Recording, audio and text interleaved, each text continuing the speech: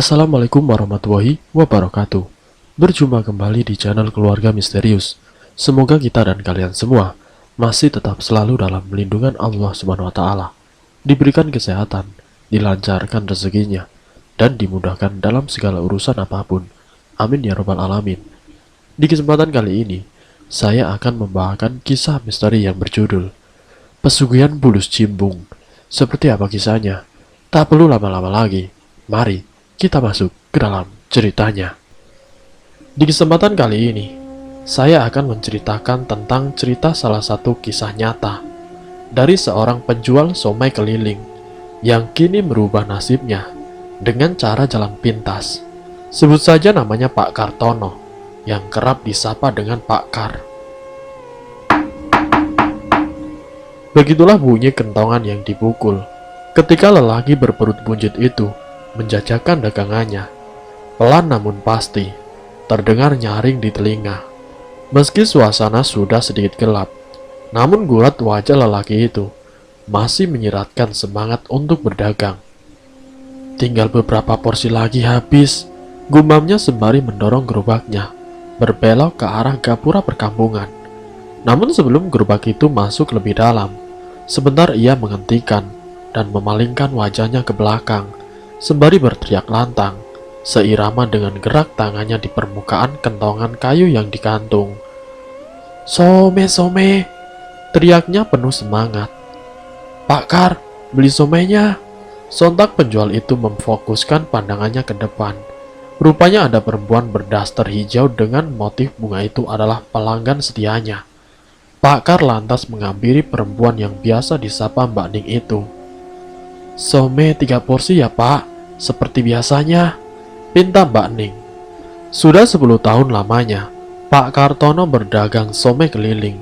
Ia dan sang istri memberanikan diri mengadu nasib di kota, mencari nafkah jauh-jauh dari desa, hanya berbekal ilmu membuat somai yang ia pelajari di kampung halamannya. Meski telah bekerja tidak kenal lelah, hidup mereka masih saja tidak berubah. Mereka berdua tinggal di rumah kontrakan yang sangat kecil. Namun kontrakan itu menjadi saksi bisu perjuangan keduanya dalam melawan ganasnya roda kehidupan. Dan di sanalah mereka bernaung dan merebahkan segala lelah yang melanda seusai lelah bekerja keras seharian. Setiap pukul 3 dini hari, Pak Kartono beserta istrinya selalu rutin ke pasar untuk membeli bahan-bahan dasar somai yang akan mereka olah sebelum akhirnya Pak Kar jajakan. Tepat pukul 6 pagi, Pak Kar sudah siap untuk menjajakan dagangannya berkeliling ke kampung. "Ini Mbak somainya," ucap Pak Kartono. "Terima kasih Pak," sahut Mbak Ning seraya menyodorkan beberapa lembar uang 10 ribuan kepada Pak Kar. "Alhamdulillah," desisnya dengan pelan. Pak Kartono pun kembali menata beberapa piring dan berniat segera beranjak. Namun seorang pria bertubuh buncit segera menghentikan langkahnya. "Pak, somai 1 ya, dimakan di sini saja," lontarnya. "Baik Mas, ditunggu dulu ya." Pak Kar lantas menurunkan sebuah bangku plastik dari atas gerobaknya dan mempersilahkan pria itu untuk duduk. Tidak membutuhkan waktu yang lama untuk menyediakan sepiring somai dengan bumbu kacang yang sangat menggoda, sebab ini memang telah menjadi keahliannya. "Silahkan Mas." "Terima kasih Pak." Pak Kar yang nampak melihat sekeliling. Sesekali matanya mengamati pelanggan yang sedang menikmati somai yang ia buat. Tidak berselang lama, lelaki bertubuh buncit itu berceletuk. "Enak Pak." Pak Kar tersenyum kecil.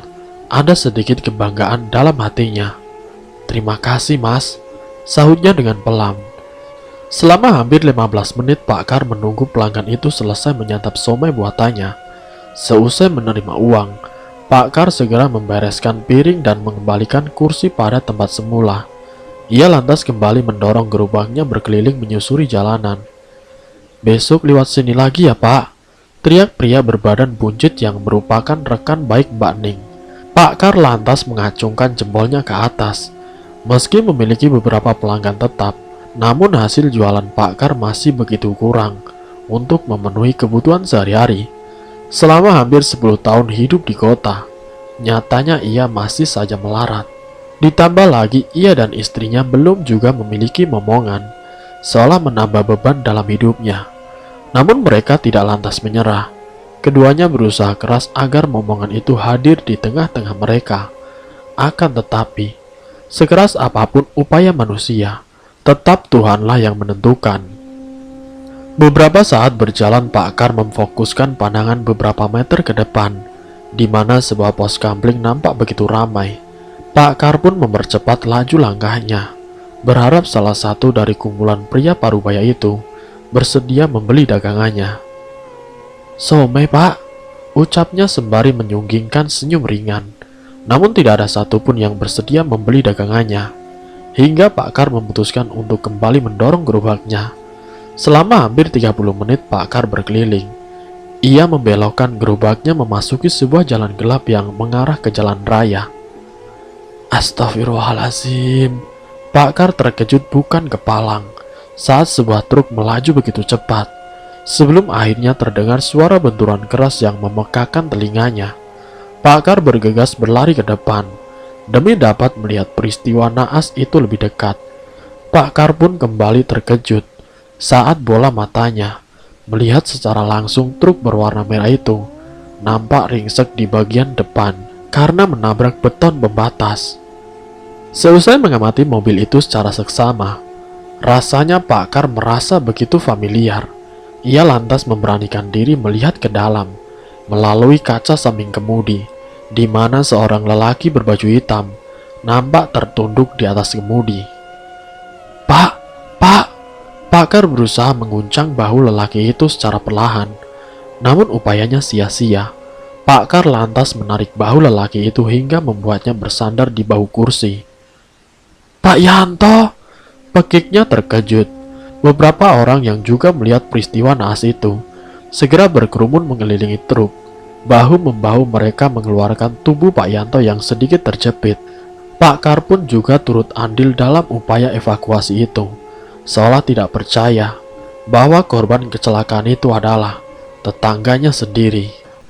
Setelah berhasil mengeluarkan tubuh Pak Yanto, ia lantas mengedarkan pandangan ke beberapa penjuru, seolah ada sesuatu yang menarik perhatiannya.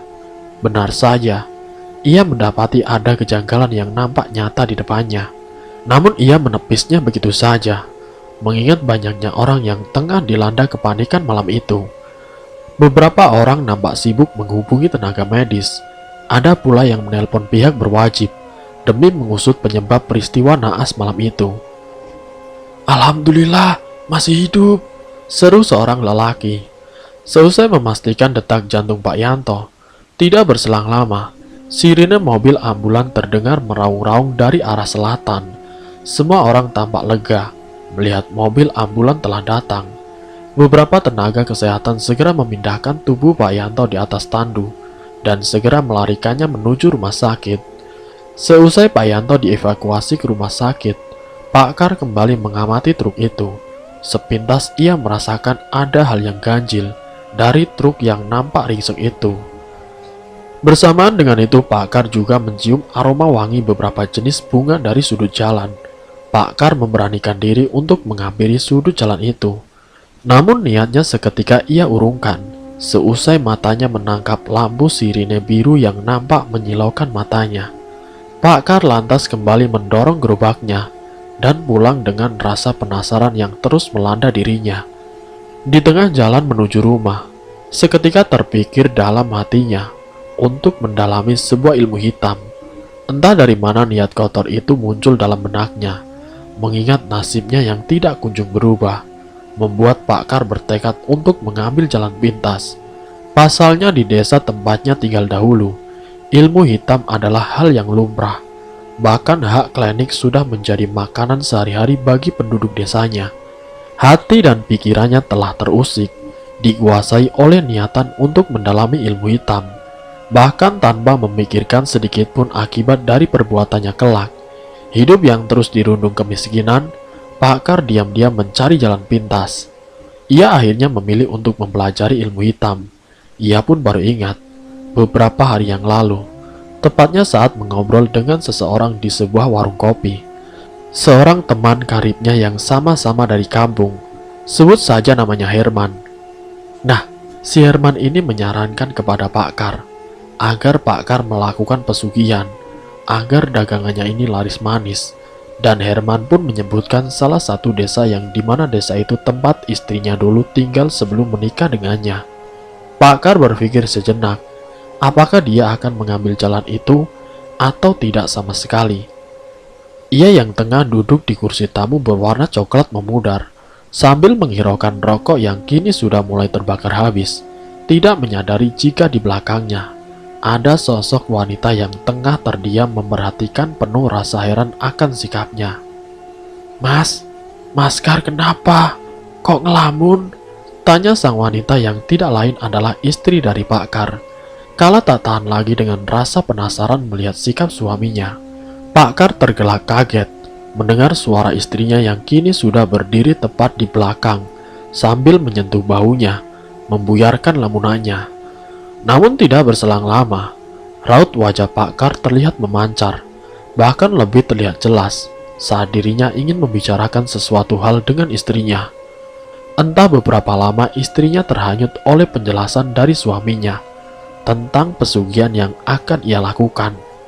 Awalnya istrinya ini langsung menolak dengan tegas, namun sesaat kemudian ia mengiyakan setelah Pak Kar memberitahu jika kedepannya mereka akan hidup bergelimangan harta. Saat Pak Kar bangkit dan beranjak menuju kamar mandi yang berada di belakang untuk menuntaskan hajatnya, Pak Kar yang hendak kembali ke ruang tamu, namun langkahnya seketika terhenti, manakala pintu kamar mandi tiba-tiba tertutup dengan keras.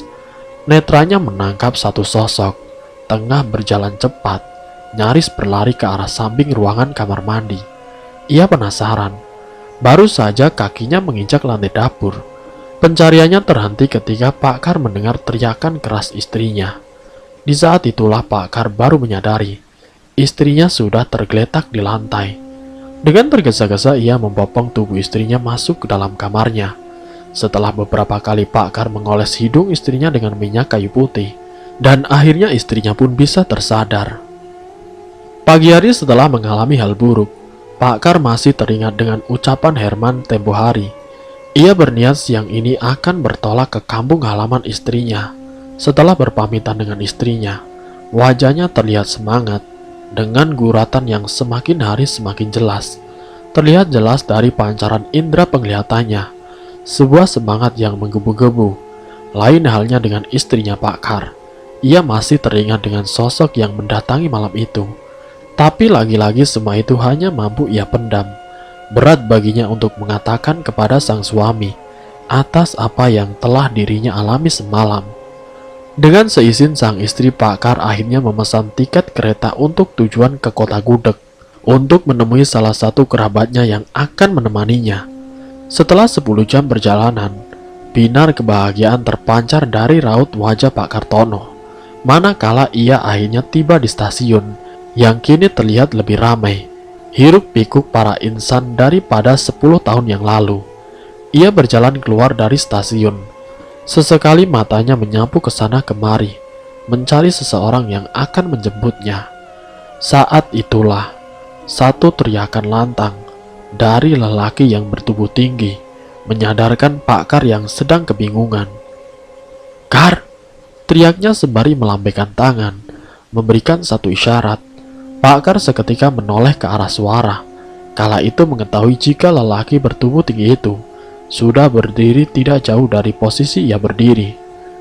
Setelah berbincang dan menanyakan kabar, akhirnya mereka segera meninggalkan stasiun itu. 1 jam perjalanan, mereka berhenti sejenak di sebuah warung kopi pinggir jalan, menikmati suasana pedesaan yang sudah mulai berkembang. Meski rembulan sudah menunjukkan wajahnya, namun tidak membuat Pak Kar mengundurkan semangat. Beberapa saat kemudian, setelah ia menghabiskan beberapa teguk kopi miliknya, seketika teringat dengan istrinya. Di lain tempat sepi dan dingin itulah yang dirasakan oleh Siti, yaitu istrinya Pak Kar. Malam itu ia berniat untuk mengunjungi tetangga dekatnya, untuk mencari teman berbincang. Namun saat langkah pertama Siti keluar, ia dibuat tercengang. Manakala tepat di hadapannya, ia melihat satu sosok yang sangat ia kenal. Siti mencoba untuk memastikan apakah ia sedang berhalusinasi atau memang nyata. "Mas Kartono?" tanya Siti penuh selidik. "Kok balik, Mas? Tidak jadi toh?" Namun sosok yang mirip dengan suaminya itu hanya diam sembari berjalan masuk melewatinya. Siti mulanya sedikit curiga. Namun setelah yakin jika itu Kartono suaminya, Siti menutup pintu. Ia segera bergegas melangkah menuju dapur. Jari-jari tangannya langsung menakar gula serta bubuk kopi ke dalam gelas. Akan tetapi, sebelum ia menuangkan air panas pada gelas, Siti sedikit terjingkat kaget kala satu siutan angin lembut nan dingin menerpa di balik telinganya. Jantung Siti mulai berdegup kencang, dibarengi desiran darah yang mengalir lebih deras. Ketika dengan perlahan sosok suaminya mendekatinya. Padahal ia dan suaminya sudah hidup bersama beberapa tahun, meski belum dikaruniai keturunan. Tidak pernah ia merasakan hal seperti itu lagi setelah menikah. Namun malam itu, entah mengapa merasakan hal lain saat berada tepat di hadapan sosok suaminya. Siti mencium bau aneh saat dipeluk suaminya, seperti umbi bakar. Sebentar kemudian, tubuh Siti terasa kaku ketika dengan pelan tangan suaminya memeluknya. Tidak lama Siti benar-benar merasakan hal aneh. Tidak biasanya suaminya sangat agresif. Namun semua itu hanya mampu Siti ucap dalam hati. Tanpa ia sadari, tubuhnya sudah terdorong masuk ke dalam kamar bersama tubuh dingin sosok suaminya. Di esok harinya Siti terbangun tanpa sehelai menutupi tubuhnya. Dengan kondisi yang masih lemas, pandangannya nanar menatap atap. Saat matanya menyapu ruangan, tidak didapati sosok suaminya, membuat dirinya meyakini bahwa sosok yang telah menggaulinya semalam bukanlah Kartono suaminya. Entah berapa kali Siti merasakan kenikmatan yang ia rasakan saat itu. Seluruh tubuhnya terasa nyeri dan ngilu. Kekuatan suaminya malam itu terasa sangat berbeda dengan biasanya. Beberapa pertanyaan sudah Siti siapkan untuk suaminya. Namun setelah mencari di setiap ruangan, ia tidak mendapati suaminya berada. Siti terkejut setelah mendapati pesan handphone miliknya. Pesan dari suaminya yang mengabari jika malam itu ia sudah sampai di kota Gudeg. Seketika itu Siti terduduk dalam diam, meratapi kejadian beberapa jam yang lalu menimpanya. Pikirnya kalut memikirkan hal-hal selanjutnya yang akan terjadi. Dengan perasaan yang campur aduk, Siti bergegas menekan tombol pada layar handphonenya. Ia menelpon suaminya untuk menceritakan kejadian beberapa jam yang lalu. Alih-alih memberi kenyamanan, justru Pak Kartono menganggap jika istrinya ini hanya bermimpi atau berhalusinasi saja. Siti yang mendengar kalimat itu sedikit emosi, karena apa yang ia alami semalam memang nyata. Namun beberapa menit kemudian setelah Siti terdiam, emosinya berangsur meredup kala suaminya ini memberikan kabar baik untuk kehidupan mereka. Dirasa sudah cukup, mereka akhirnya melanjutkan perjalanan yang tertunda. 30 menit sudah berlalu, dengan lelaki gondrong yang menjadi driver motor miliknya, juga sebagai petunjuk jalan, masih terus memacu dan mengarah ke ujung timur kota Jogja. Sebuah keberanian yang luar biasa. Dua orang yang hampir berusia senja, rela menempuh perjalanan sepi, dan terkenal akan angker, rela melewati sela-sela hamparan sawah, demi urusan duniawi yang tidak terpangkal. Menembus jalanan gelap, hanya cahaya dari pantulan lampu motornya sebagai penerangan jalan. Hingga akhirnya mereka sampai pada sebuah rumah kecil, atau lebih disebut sebuah gubuk. Setelah beberapa ratus meter berjalan, mereka berhenti tepat di depan pelataran luas dengan pemandangan yang membuat mata tercengang. Setelah keberanian memenuhi benaknya, mereka pun memberanikan diri berjalan menuju tangga kayu yang mengarah ke atas, di mana terdapat sebuah pintu papan kayu berukir sebagai akses utama untuk masuk ke dalam gubuk. Sunyi dan hening, sebentar terasa menyentuh jiwa Pak Kar. Itulah yang ia rasakan saat tiba di sana. Namun dari semua itu, tidak dipungkiri oleh Pak Kar, bila ada ketidaknyamanan yang mulai menghinggapi. Dengan tatapan kebingungan sekaligus penasaran, Pak Kar menyapu pandangannya. Sejenak ia berdiam diri sebentar, merasakan kesunyian sejenak. sembari melihat langit-langit. Sedetik kemudian, "Monggo, wis tak tunggu Kang, sudah saya tunggu Kang." Pakar serta saudaranya ini sedikit terperanjat kaget mendengar suara pintu terbuka. Disusul suara serak seorang lelaki tua berbaju serba hitam dengan belangkon kain hitam membalut kepala, menutupi rambut putihnya. "Nggih, Mbah, niki kulo Kartono." "Iya, Mbah, ini saya Kartono," sahut Pakar memperkenalkan diri. "Oh iya, kene mlebu." "Oh ya, sini masuk," ajak lelaki tua dengan wajah datar.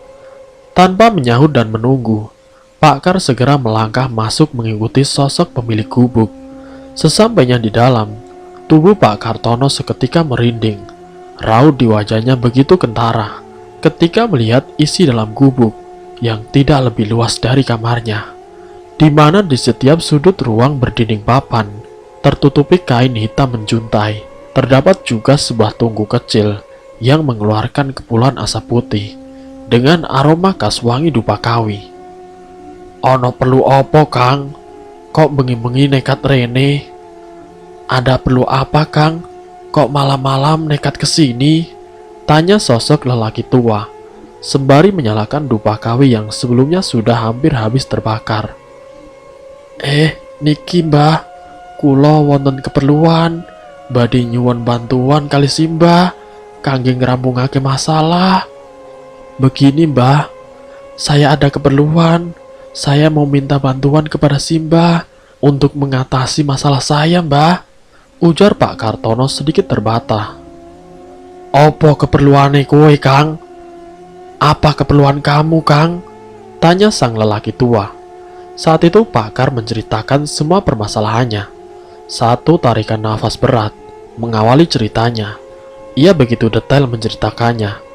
Sang lelaki tua berperawakan tinggi kurus yang mendengarkan begitu seksama. Sebentar menganggukkan kepala beberapa kali. Matanya menatap kepada Pakar dengan lekat. "Saiki njalukmu opo? Tapi sampean sakdurunge kudu ilingo. Yen keinginane sampean pingin terwujud, meski ono imbalane. Sekarang kamu mintanya apa?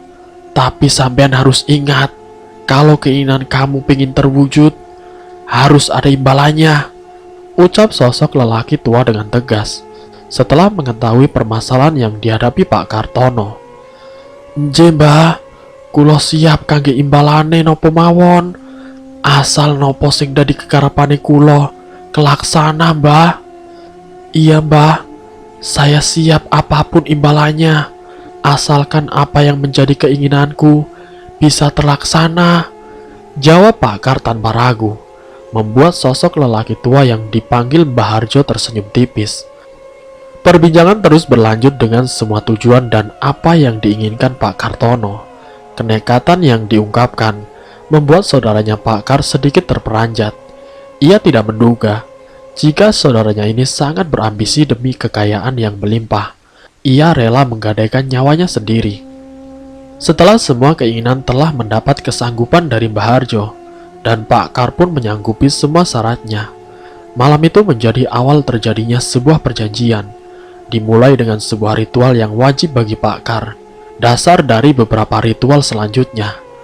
Satu keanehan seketika dirasakan oleh Pak Kar dan saudaranya, saat keduanya keluar dari jalan kecil, menuju simpang tempat mereka memarkirkan kendaraan. Hampir saja ia berbalik arah, ingin memastikan ke tempat Mbah Harjo, jika tidak dicegah oleh saudaranya. Bukan tanpa alasan Pak Kar merasa ketakutan. Pasalnya ia tahu benar, jika di sekitar tempat itu, tidak pernah melihat satupun rumah yang berdiri. Namun kali ini matanya jelas dan terang, melihat sekeliling tempat itu, telah berdiri puluhan rumah, berjajar di sepanjang perjalanan. Tidak hanya itu, hilir mudik dari beberapa sosok layaknya sebuah perkampungan semakin membuat Pak Kar ketakutan. Buru-buru Pak Kar menghidupkan mesin dan segera menarik tuak gas, meninggalkan tempat yang aneh dan menakutkan baginya. Ia terus berfokus ke depan, ke jalanan yang diterangi pantulan cahaya lampu motornya. Tanpa memperdulikan tatapan sosok-sosok wanita mengerikan dan sosok yang terbungkus kain putih. Hingga tiba di ujung jalan perkampungan, lagi-lagi Pakar dikejutkan satu pemandangan menakutkan, di mana tepat di depannya ada puluhan pocong dan kuntilanak berbaris dan bergelandungan di bawah sebuah pohon radu alas yang tinggi menjulang, menebarkan aroma bebauan yang membuat perutnya bergejolak. "Terus, Kar, jalan saja."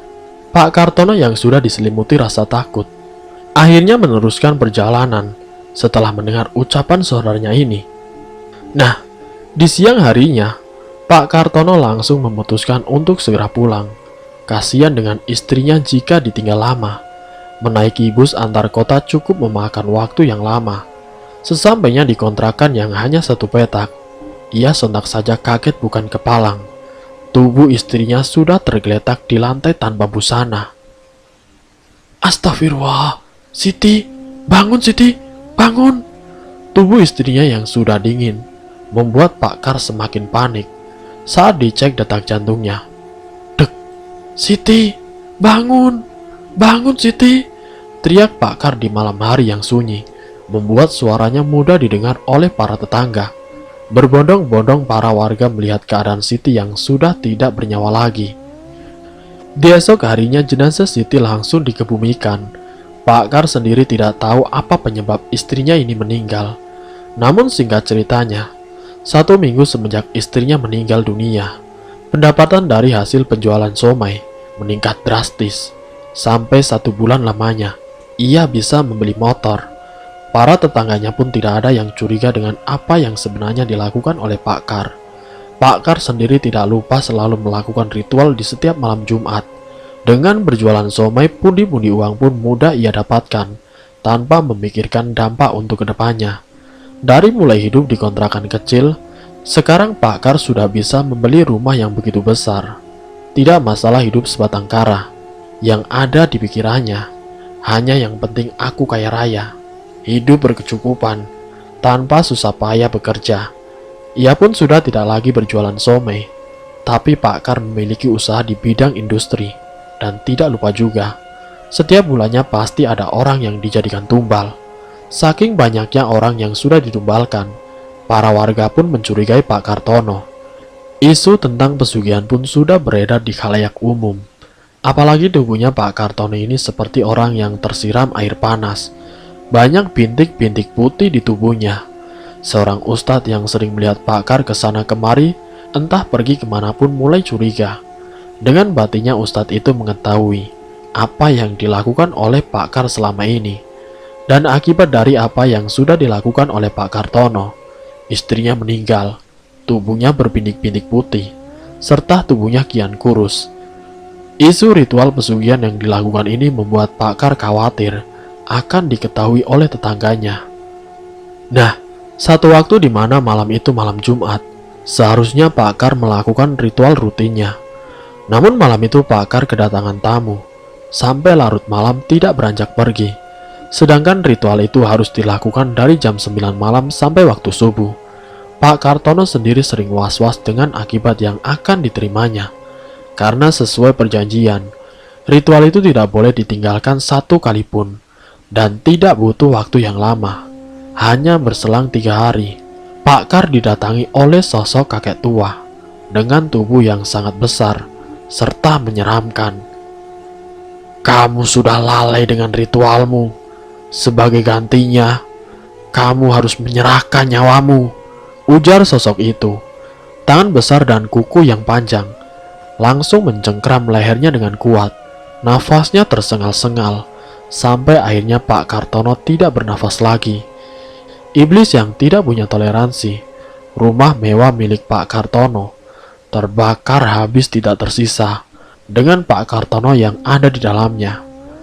Para warga yang melihat rumah yang tadinya berdiri kokoh, sekarang sudah rata dengan tanah. Mereka hanya menghembuskan nafas dalam-dalam. Para warga pun sudah tahu kalau Pak Kartono ini adalah pelaku pesugihan, karena melihat bekas sesaji yang masih utuh tidak terbakar sama sekali. Sang ustadz yang mengetahui Pak Kar melakukan pesugihan itu pun hanya bisa diam. Ia berdoa, semoga Pak Kar diterima di sisi Allah Subhanahu wa Ta'ala. Penting untuk diingat, pesugihan dalam bentuk apapun sangat dilarang oleh agama. Janganlah tergoda untuk melakukan ritual pesugihan, karena bersekutu dengan jin pemberi kekayaan adalah bentuk syirik kepada Tuhan. Semoga dari kisah ini kita dapat mengambil hikmahnya, ambil sisi positifnya, dan buang jauh-jauh sisi negatifnya. Terima kasih untuk kalian yang sudah mampir di channel kami. Jika kalian tertarik dengan video kami, silakan tekan tombol like, share, dan komen. Tekan subscribe untuk mengikuti video-video kami yang selanjutnya.